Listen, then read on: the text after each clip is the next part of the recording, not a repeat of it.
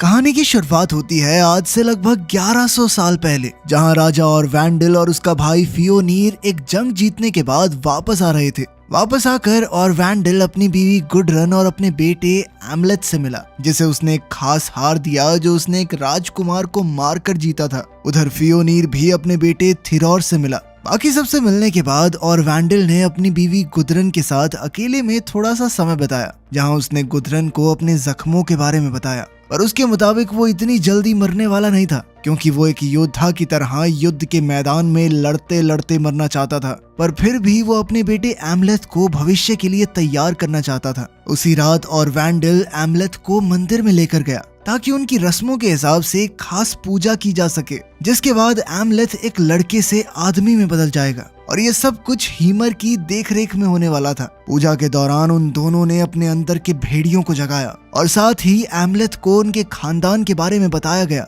जिसके बाद एमलेथ से हमेशा एक इज्जत की जिंदगी जीने और किसी भी हाल में अपने पिता की मौत का बदला लेने का वादा लिया गया। इसके बाद हीमर ने एमलेथ को पीने के लिए खास ड्रिंक दी, जिसे पीते ही एमलेथ को अजीबोगरीब चीजें दिखाई देने लगी। और जैसे ही उसने अपने पिता के जख्मों को छुआ तो उसे अपने सारे पूर्वज दिखने लगे। कुछ देर बाद अपनी पूजा खत्म करके जब वो दोनों बाहर निकले तो अचानक कुछ नकाबपोश योद्धाओं ने उन पर हमला कर दिया। ये देखकर एमलेथ अपने पिता की मदद तो करना चाहता था, पर और वैंडल ने उसे वहां से भाग जाने को कहा ताकि उसकी जान बच जाए। जिसके बाद एमलेथ भागकर एक बड़े से पत्थर के पीछे छुप गया, लेकिन उस बेचारे को अपने पिता को एक के बाद एक तीर लगते हुए देखना पड़ा। और जब उन आदमियों के सरदार ने अपना नकाब उतारा तो एमलेथ के पैरों तले जमीन खिसक गई, क्योंकि वो आदमी कोई और नहीं बल्कि और वैंडल का भाई फियोनीर ही था, जिसने राजा बनने के लिए अपने भाई का कत्ल कर दिया था। इसके बाद उसने अपने आदमियों को एमलेथ को ढूंढने के लिए भेजा, जो तब तक बचने के लिए जंगल की तरफ भाग गया था।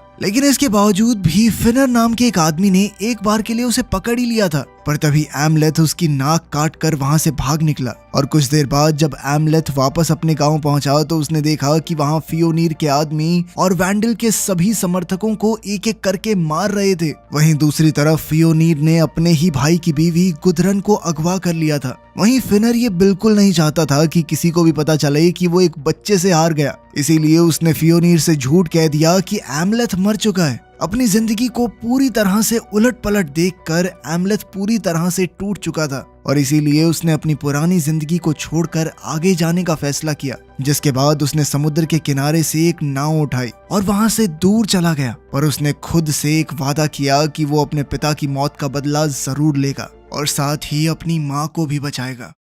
कई साल बीत जाने के बाद अब एमलेथ लैंड ऑफ रस में एक वाइकिंग ट्राइब के साथ रहता था और अब वो अपनी राजकुमारों वाली जिंदगी छोड़कर एक खतरनाक योद्धा बन गया था। वाइकिंग्स लुटेरों की जिंदगियां जिया करते थे। वो अलग अलग गांव में रेड मारकर वहां के लोगों को अगवा करके दूसरे देशों में गुलाम के तौर पर बेच दिया करते थे। और ऐसी ही एक रेड में गदाकरी गांव को जीतने के बाद जब एलमेथ सैर कर रहा था तो वो एक टेम्पल में पहुंचा, जहां उसकी मुलाकात सिरेस से हुई, जिसने एमलेथ को उसके बदले और वादे के बारे में याद दिलाया। और साथ ही उसने ये भी बताया कि एमलेथ इस चीज में जरूर सफल होगा, लेकिन इसके लिए एमलेथ को उस गांव में जाना जरूरी था जहां फियोनीर अब रहता था। सिरेस ने और भी चीजें बताई, जैसे कि आगे जाकर वो एक लोमड़ी का पीछा करते हुए एक खास तलवार तक पहुंचेगा, जिसका इस्तेमाल करके उसका बदला पूरा होने वाला है। गायब होने से पहले उस सिरेस ने एमलेथ को ये भी बताया कि वो उसकी मदद सिर्फ इसलिए कर रही है क्योंकि एमलेथ का नाता मेडन किंग से था,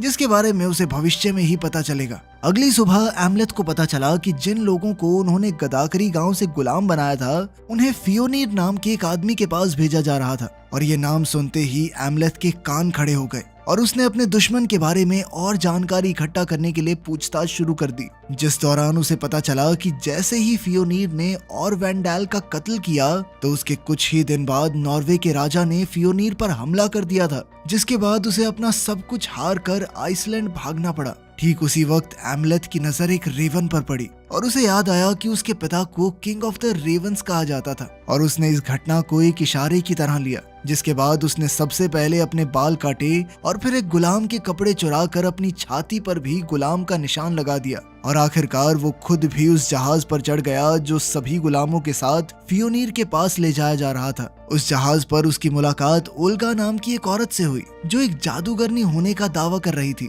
और साथ ही वो ये भी जानती थी कि एमलेथ एक वाइकिंग है, पर इसके बावजूद भी वो हमेशा एमलेथ के साथ अच्छा बर्ताव करती थी। यहाँ तक कि जब एमलेथ को उसका बीता हुआ कल सताता था तब ओल्गा ही उसे सहारा देती।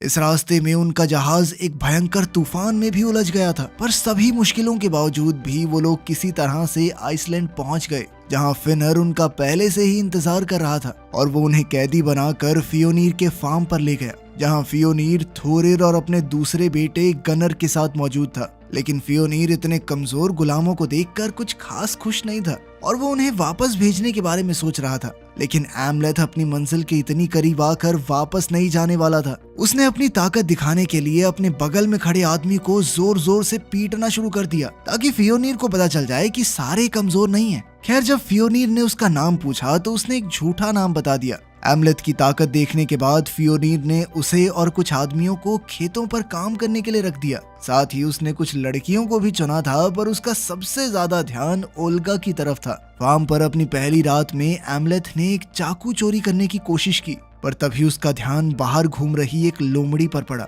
जो बिल्कुल उस सिरेस की बताई हुई भविष्यवाणी जैसा था। एमलेथ ने हिसाब लगाया कि वो बिल्कुल सही रास्ते पर है। अगले दिन एमलेथ ने बाकी गुलामों की तरह ही काम किया, जिसके चलते उसे फियोनीर के घर में घुसने का मौका मिल गया, जहां वो ये जानकर हैरान रह गया कि उसकी माँ गुदरन अभी भी जिंदा थी और उसी ने फियोनीर के दूसरे बेटे गनर को जन्म दिया था। खैर, उसी रात एमलेथ लोमड़ी का पीछा करते हुए गुफा में पहुंचा जहां उसकी मुलाकात एक तांत्रिक से हुई जिसने उसे कटा हुआ सर दिखाते हुए बताया कि उसने हीमर के सर को तब से बचा कर रखा है जब फियोनीर ने उसे मारा था और साथ ही वो एमलेथ की असलियत भी जानता था। इसके बाद उस तांत्रिक ने खास जादू के जरिए एमलेथ की बात हीमर की आत्मा से करवाई, जिसने उसे प्राचीन तलवार ड्रैगर की कहानी सुनाई जिसका इस्तेमाल सिर्फ रात को ही किया जा सकता था। उस तलवार को पाने के लिए एमलेथ को उसके मालिक माउंट ड्वेलर से मिलना होगा और ऐसा करने के लिए चांद की रोशनी पर भरोसा रखना जरूरी था। एमलेथ के वहां से जाने से पहले तांत्रिक ने उसे बताया कि उसे आने वाले समय में अपनों के लिए प्यार या दुश्मनों के लिए नफरत में से एक चीज को चुनना पड़ेगा।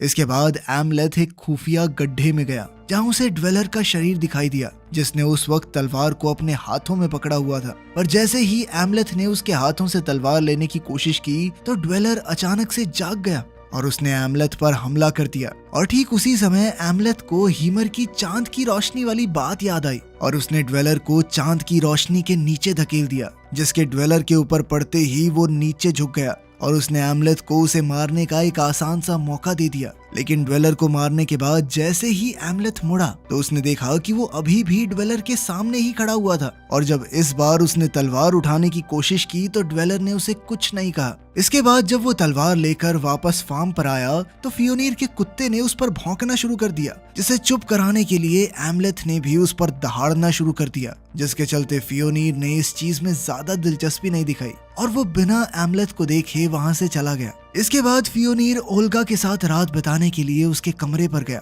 लेकिन ओल्गा का कहना था कि उसके पीरियड्स चल रहे हैं, जिस चीज ने फियोनीर का मूड खराब कर दिया और वो वहां से वापस आ गया।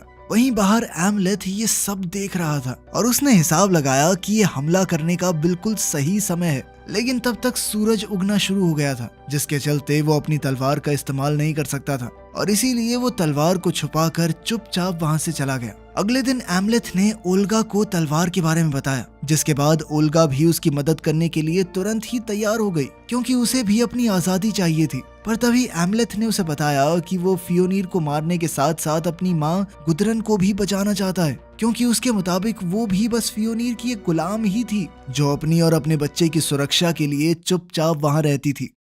अगले दिन फियोनीर अपने बच्चों और कुछ खास गुलामों को वहां के मुखिया के पास ले गया, जहां उसके आदमी एक खास खेल खेलने वाले थे जिसमें 2 टीम होंगी जिनमें 5-5 आदमी होंगे और उन सभी को एक बाल के लिए लड़ना था और इस खेल में अपने विरोधी को जान से मारना तक अलाउड था। खेल शुरू होते ही सभी खिलाड़ियों ने एक दूसरे को जान से मारना शुरू कर दिया और आखिर में सिर्फ एमलेथ और एक बहुत बड़ा सा आदमी बचे थे। इधर फियोनीर की टीम को हारता देख गनर बहुत गुस्से में था और इसीलिए उसने बॉल को छीनकर भागने का फैसला किया। पर जैसे ही वो बॉल अपने हाथ में लेकर भागा तो उस आदमी ने उस पर भी हमला कर दिया। लेकिन इससे पहले कि वो गनर को मार पाता तभी एमलेथ ने वहां आकर उस आदमी पर हमला करके उसे मार दिया। उसी रात जश्न के दौरान थोरीर ने आकर एमलेथ को बधाई देते हुए कहा कि अब उसे फार्म पर कुछ सहूलियतें मिलेंगी, जिसमें कम काम करना, बाकी गुलामों को ऑर्डर्स देना शामिल था। इसके साथ ही एमलेथ को अपने लिए एक औरत चुनने का मौका भी दिया गया और इसमें अब वो ओल्गा को भी चुन सकता था, क्योंकि अब फियोनीर को उसमें कोई दिलचस्पी नहीं थी।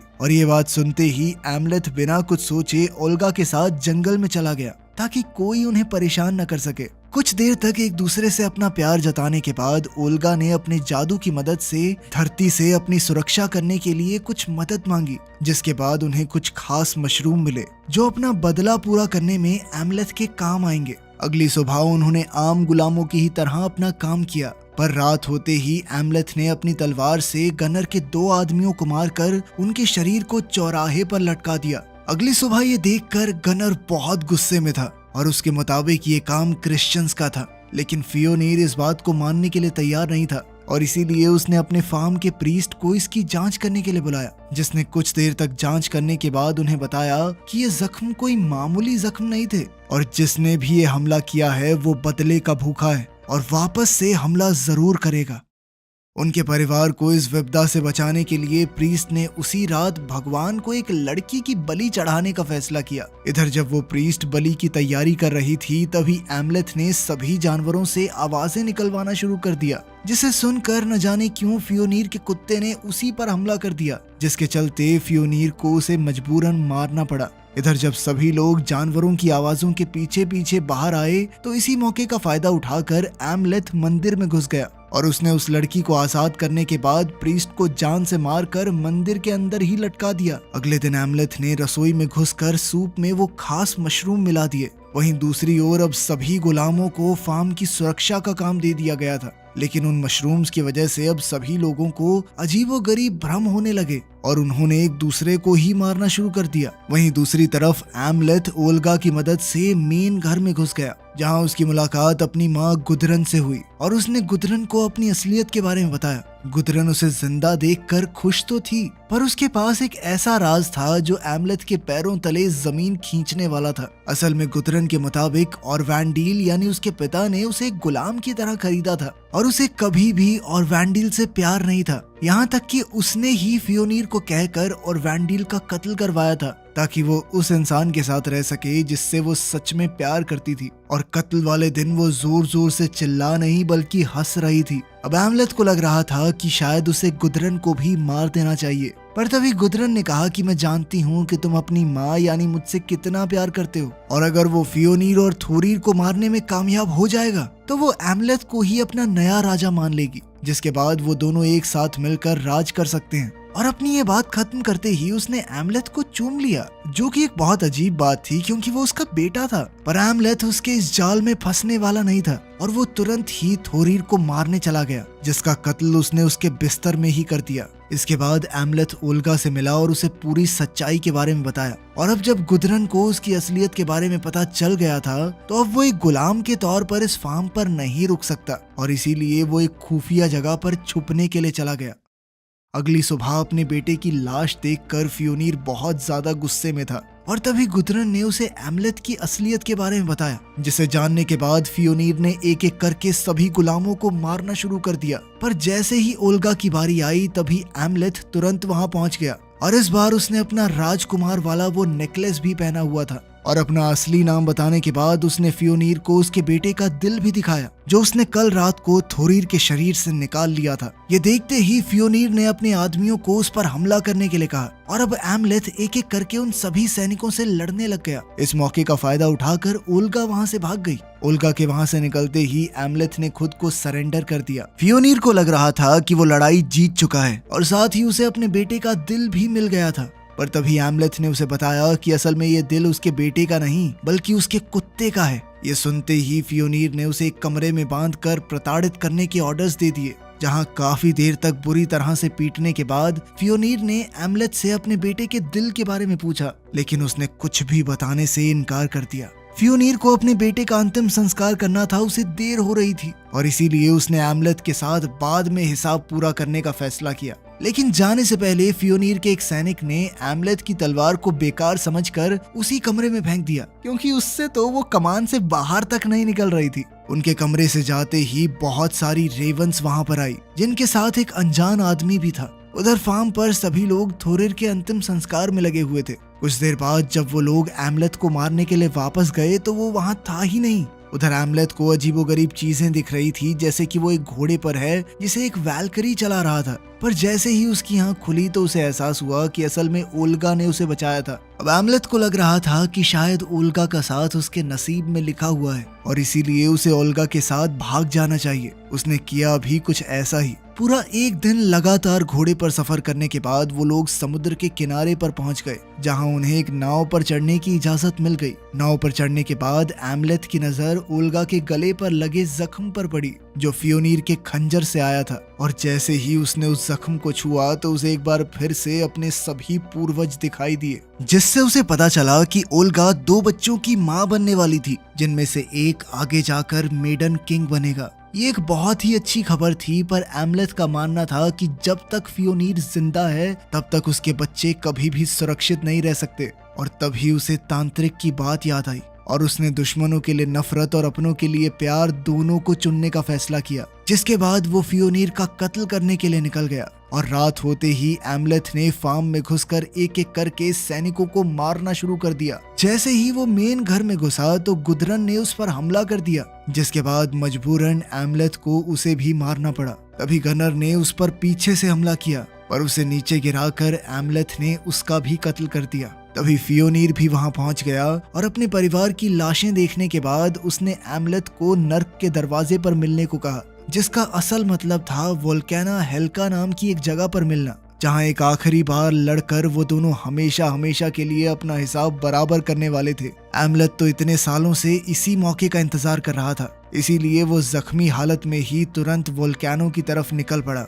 लेकिन जाने से पहले उसने आराम से खड़े होकर पूरे गांव को जलते हुए देखा, जहां उसके साथी गुलामों ने आग लगा दी थी। इसके बाद एमलेथ फियोनीर के साथ लड़ने के लिए वोल्केनो पर पहुंचा, जहां उन दोनों में घमासान युद्ध हुआ। लेकिन एमलेथ पहले से ही काफी जख्मी था और इसीलिए फियोनीर उस पर भारी पड़ रहा था। पर तभी अचानक एमलेथ के गुस्से ने ताकत का रूप ले लिया, जिसके बाद उसने भी फियोनीर को मारना शुरू कर दिया और अंत में उन दोनों ने ही एक दूसरे को जान से मार दिया। लेकिन मरने से पहले एमलेथ की नजरों के सामने ओल्गा उसके दोनों बच्चों के साथ बैठी हुई थी। वीडियो पसंद आई तो लाइक कर देना, चैनल को सब्सक्राइब कर लेना। मिलते हैं अगली वीडियो में।